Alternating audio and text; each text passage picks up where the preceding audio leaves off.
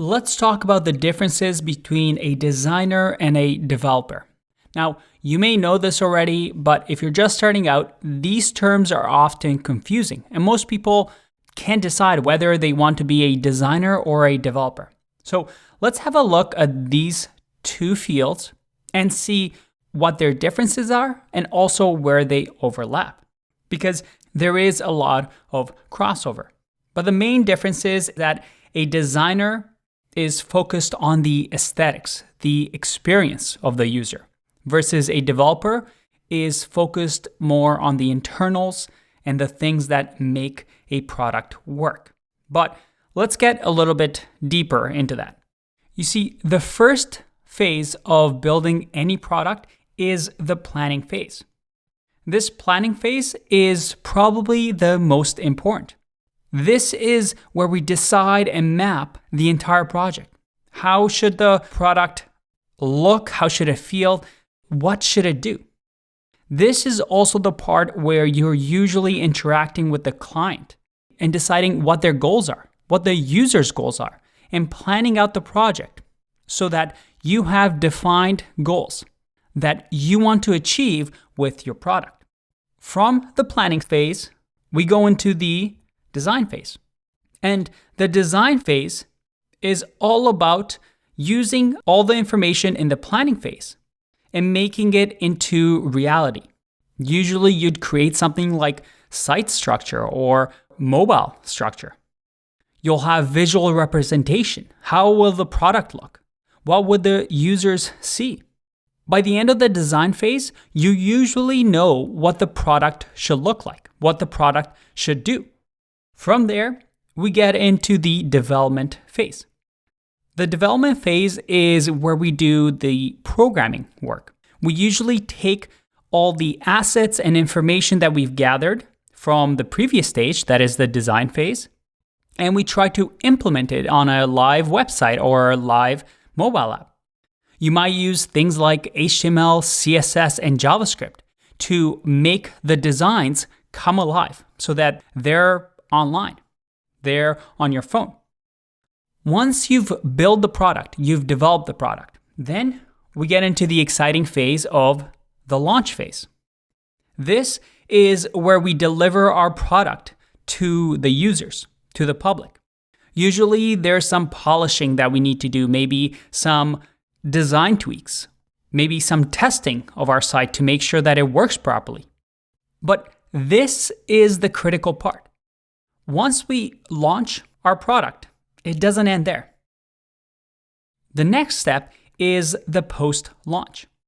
This is usually where we hand off the product to a client, but we also monitor how the launch goes. How do the users use the product? Are there any issues? Because most of the time when you create something, it's not 100% right from the beginning.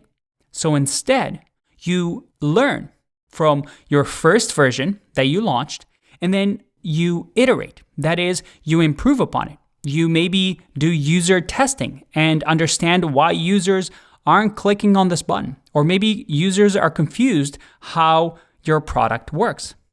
And this turns into a loop because from the insights that you get after the launch, you can now start improving your product. You can start planning again, designing again, developing again, and launching again so that you get better and better insights. You improve the product over and over. And this whole process continues.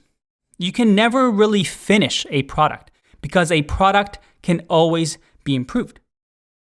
But we're talking about designers and developers here. So where do they come in? Well, a simplified version of this is that a designer is in charge of this part. They're heavily involved with the planning phase of working with the client and deciding what the goals are. What do we want the users to do? They're obviously heavily involved in the designs. They need to design the product so it looks nice, it looks friendly, it looks usable. It meets the client and user expectations. But they're also involved in doing things like user testing, learning from the users and improving their designs from what they learn. The developers are mainly focused with this part. They are usually the ones that receive the designs and start using things like HTML, CSS, and JavaScript to implement those designs into an actual working website or a mobile app. They also might help with the launch by putting the code that they've created on a server, monitoring and launching the product. But they're also going to encounter bugs in their code. Maybe they've programmed something that isn't efficient or is incorrect and it creates bugs. Well, they have to fix those as well. So they're also involved in the post-launch process. So remember what I said at the beginning. Design is all about these aesthetics.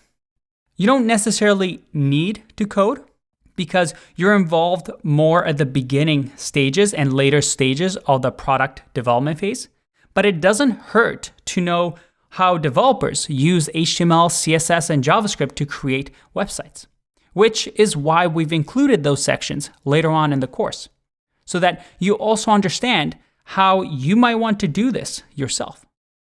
But as a developer, you also might want to learn how to design, how to plan things, because then you're able to understand the whole product better. So these borders, although might look rigid right now, can overflow into each other. But if you wanted just a guideline, this is it.